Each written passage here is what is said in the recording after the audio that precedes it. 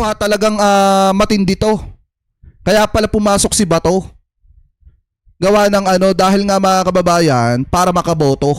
Ayan sabi dito, sa panayam ng, galing po ito sa 1PH, sa panayam ng One Balita Pilipinas kay Senator Bato de la Rosa, sinabi niyang nagdesisyon siyang pumasok matapos ang 6 na buwan na pag-absent dahil nahihiya na siyang hinahanapan siya ng trabaho dahil tuloy-tuloy ang kanyang pagsahod.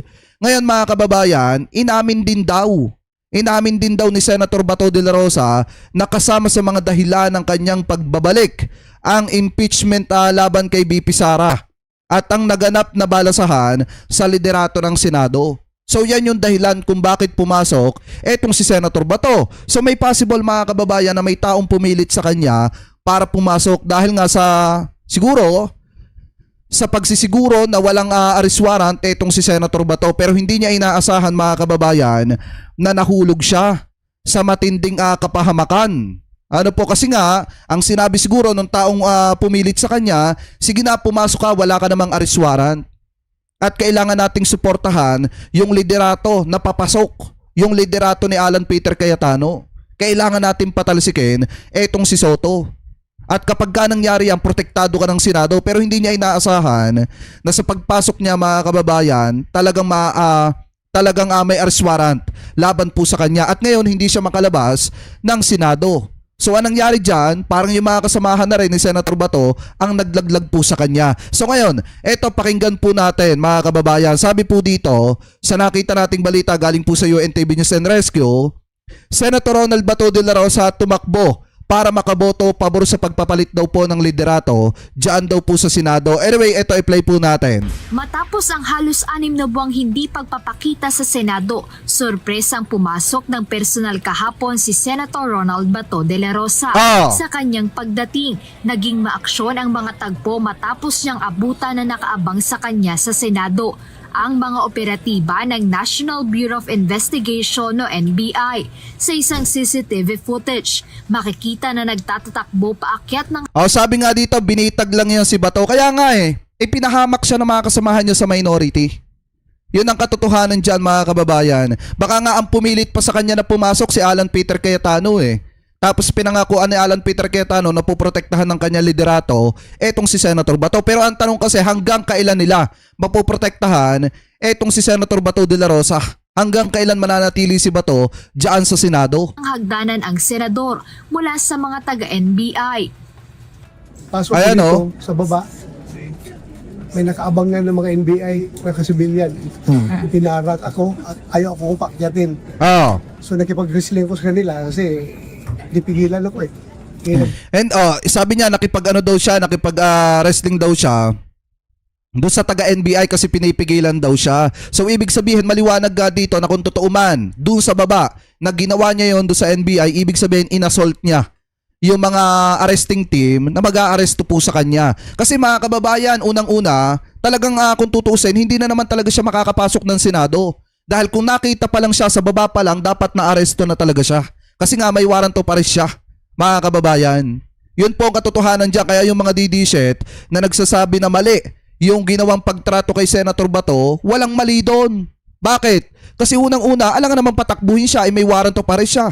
Saan ka nagkatalang saan ka nagkatala na yung isang taong aarestuhin ay papayagan pa makatakbo? Di po ba? Anyway, tuloy pa natin. Tatawagan na dito. Nakipag-wrestling ko sa kanila para makapasok ako dito. Bakit daw po nila kayo hinaharang? I don't know. Makaayon na ako makabuto para hindi Mali. mapalitan ang liderato ng Senado.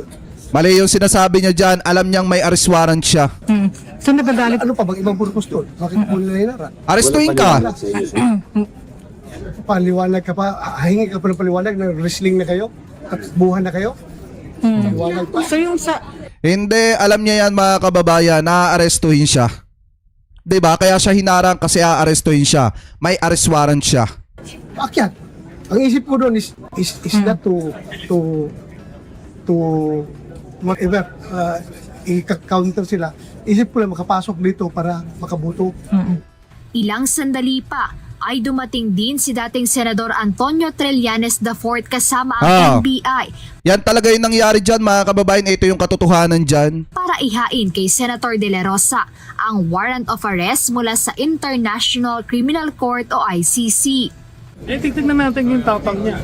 Sir, is this an ICC warrant? Yes, ICC warrant. Andito lang naman ako dahil sinabi niya, ni-request niya na samahan ko yung pagkaresto. Nagkaroon ng komosyon sa Senado kung saan kinailangan i-lockdown ang buong gusali. Kalaunan ay nagpasya ang liderato ng Senado na isailalim sa protective custody si Senator De La Rosa. Dahil sa tensyon, nagkaroon ng mahabang pag-uusap sina Senate President Alan Peter Cayetano at NBI Director Melvin Matibag. Sa huli, sinabi ni Director Matibag na hindi nila aarestuhin si Senator Bato habang ito ay nasa ilalim ng protective custody ng Senado. Sinabi pa ng NBI Director na bagamat may warrant mula sa ICC, inirerespeto nila ang Senado bilang kanilang co-equal branch. Tama! Yung ICC warrant, it's there already, and there was also a resolution. I understand that Ang mali dito kapag nakalabas, halimbawa lumabas itong si Senator Bato sa gusali ng Senado, automatic pwedeng arestuhin yan mga kababayan ng NBI. Senate mentioned that Senator Bato will be under custody. So kami naman on the executive side, we respect the co-equal branch nila, di ba? So we will hope that pag kailangan sumagot ni Senator Bato dun sa mga kailangan sagutin legally, natukan naman yung litigation nila. So the Senate will be ready to present Senator Bato. Dahil they're already put in the custody of the Senate. So we recognize that. And, we'll just hope that when it's needed, Senator Bato will be available also to answer. Kinumpirma naman ni Senate President Cayetano ang impormasyong ito. Umapila rin aniya siya sa NBI na mag-apply ng warrant sa korte sa Pilipinas at pairali ng due process na naaayon sa ating batas. We will see what the rest of government says. But ang appeal ko sa kanila, palakasin natin ang mga korte sa Pilipinas. Walang mawawala sa atin. Hindi, Senator Senate President Alan Peter Cayetano, ikaw ang mali dyan. Alam mo kung bakit? Ipinahamak mo yung kasama mo. Diba? Ipinahamak mo. Ipinahamak ninyo na nasa minority si Bato de la Rosa. Pinilit ninyong makaboto kahit alam nyong may arrest warrant. Diba mga kababayan? Yan yung matindi dyan na masakit na katotohanan. Ngayon, na nabubuking ng taong bayan yung ginawa ninyong pagpapahamak kay Senator Bato, isinisisi nyo kay Tito Sen. Yung problemang ginawa ninyo. Diba? Yan yung nangyari talaga dyan mga kababayan. Anyway, tuloy pa natin. Kung mag-a-apply sila ng warrant sa korte at pababayaan nila yung due process, lahat ng legal remedies, it will strengthen us, not weaken. Kinondena naman ng ilang senador ang nangyari sa kasamahan nilang si Senator De La Rosa, maging sa isang miyembro ng Office of the Sergeant at Arms o OSAA. Ayon kay Senator Amy Marcos, sangkatutak na kabastusan ang ginawa ng NBI sa Senado kahapon. Kayo ang bastos, binabastos nyo ang batas. Abay, ang pagkaalam ko, kinakailangan yung ICC magsasabi sa Interpol, ang Philippine counterpart ng Interpol, yung Philippine Council for Transnational Crime, yung PCTC. Yung arrest warrant ka mga kababayan, doon galing sa PCTC. Diba, doon galing yung arrest warrant mga kababayan. Sinabi yan ni former Senator Antonio Trillanes kahapon. Ibig sabihin, dumaan sa Interpol yung arrest warrant. At ngayon, na dumaan sa Interpol yung arrest warrant na andito na sa Pilipinas, ano ba ang dapat gawin? I-implement mga kababayan. Hindi naman PCTC to NBI to At saka higit sa lahat, kinakailangan pumunta muna sa korte na Pilipino para for enforcement of foreign Traitor judgment. talaga to? Kailangan sila kumuha ng warrant. Yung mga Marcos loyalist dyan eto, nag-traidor to sa mga loyalista. Tandaan nyo to mga kababayan. Tandaan nyo to. Asan yung warrant silang Pinoy? Sa mom na yung stand-off. Ewan ko sa kanila. So ibig sabihin, sorry Ako ang talagang bastusan na to, sangkatutak na bastusan, sinugod na yung Senate, sinakta ng isang senador, duguan si Senator Bato. Nako! Aking tao, talagang dinamba, rinesling, andyan. Ayan fake news na yan mga kababayan Fake news na yan sinasabi ni Senator Amy Marcos. Walang nangyaring ganyan, kita sa CCTV. sa may hagdan. Pagkatapos niyan, Inano daw siya, ano ba yung sabi? Dinamba daw mga kababayan ni wrestling. Ayan o, mga tauhan niya nasa likuran niya oh. yung Senate, Ayan, oh. sinakta ng isang senador, duguan si Senator Bato, kaya laking tao, talagang Ayan nga, laki-laking tao nga ni Senator Bato eh. Yan nga yung problema dyan, ang laki-laking tao ni Senator Bato. Sino magtatangkang gumawa ng hindi maganda dyan, lalo na at senador yan, may mga bodyguard. Nag-iisip ka ba, Senator Amy Marcos? Diba, nasa CCTV na nga, kita na nga sa CCTV eh. Gagawa pa kayo ng fake news para pasamain yung ating mga tagapagpatubad ng batas. dinamba, rinesling, andyan sa may hagdan. Pagkatapos niyan, binugbog naman yung ating security isa. Ano ba naman to? Tama ba to? Konting respeto naman. Tinuligsari ni Senator Robin Padilla ang ginawa ng NBI kay Senator Bato at iginiit na hindi ito makatwiran. Ako, labag sa batas yung ginagawa nila. Isa pa itong bobo. Ako, medyo masakit sa akin yung nakikita ko. Diba? Pero siyempre, sinahayaan natin mag-desisyon yung Senate President.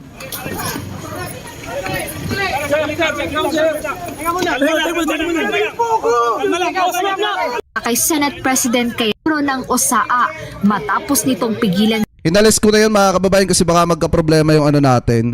Tuloy ko na lang. sila na makalabas ng Senado dahil sa ipinatutupad na lockdown. Acceptable yung nangyari. Kayo ang witness. Kanina ko pa sinasabi, ibaba yung temperature, i-diffuse natin. Pero kita mo ang ginawa ng ahente ng NBI palabas, ginulpi pa yung isang usaha. So we have to put some logic in everything. Saan ba naman kayo nagkatala?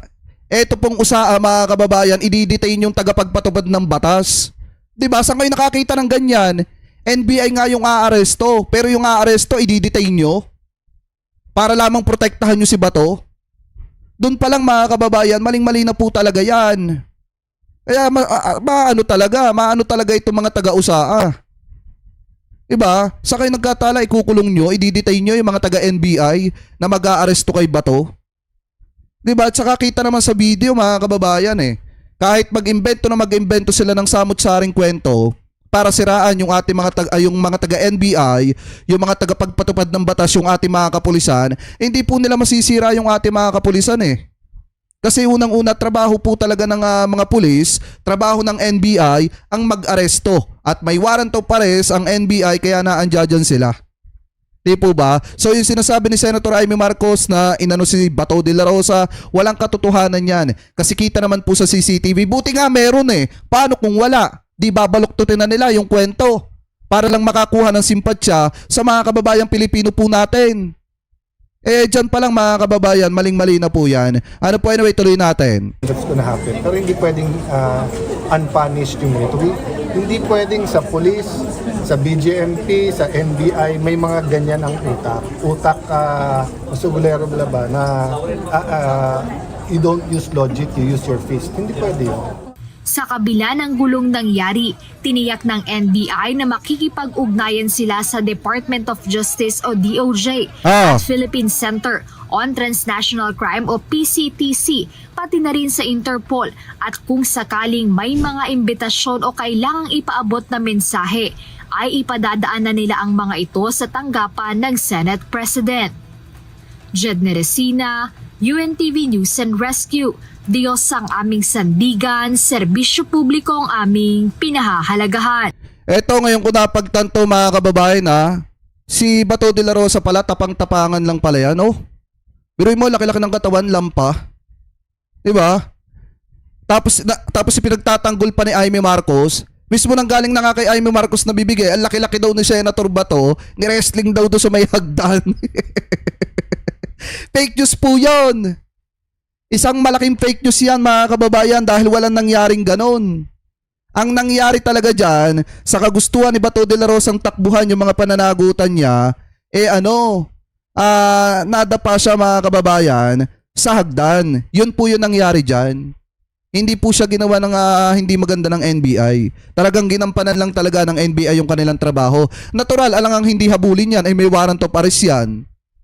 Diba? Sino ba naman ang utu-utong manghuhuli na naandya na yung huhulihin mo, nasa katabi mo na, hindi mo pa arestuhin. 'Di ba? Ang nangyari lang talaga, itong si Bato de la Rosa lumaban. 'Di ba? Tapos nung nakakita ng pagkakataon para tumakbo, tatakbo.